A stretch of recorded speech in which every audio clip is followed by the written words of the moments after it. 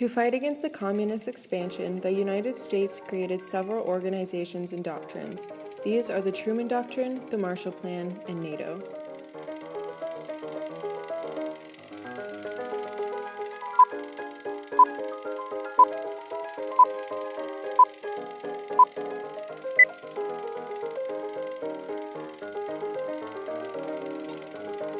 The Truman Doctrine was first proposed by President Harry S. Truman on March 12, 1947, and further developed on July 12, 1948, when he pledged to contain threats to Greece and Turkey.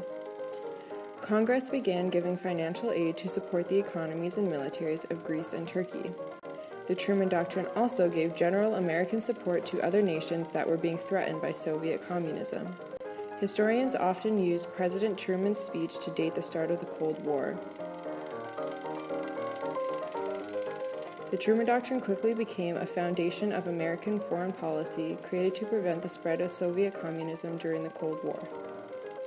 The purpose of the Truman Doctrine can be summed up by President Truman's famous quote, "It must be the policy of the United States to support free people who are resisting attempted subjugation by armed minorities or by outside pressure."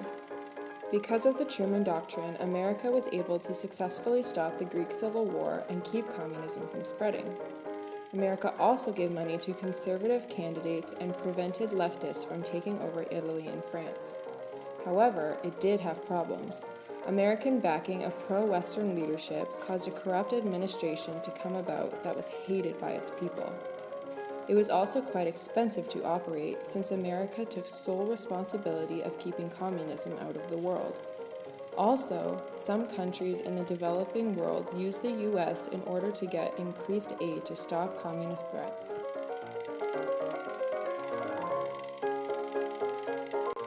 The Marshall Plan was an American initiative put in place to aid Western Europe. The United States gave over $13 billion in economic assistance to help rebuild after World War II. The plan lasted for 4 years, signed by Harry S. Truman on April 8, 1948. It required a lessening of interstate barriers, a dropping of many regulations, and encouraged an increase in productivity, trade union membership, as well as the adoption of modern business procedures. The Marshall Plan aid was divided between the states on a per capita basis. More resources were given to the major industries because they believed that it was the most essential in getting Europe back on its feet.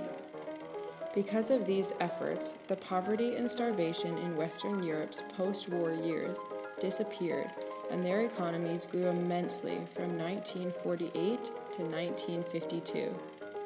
Industrial and agricultural production increased substantially, which sped up Europe's recovery.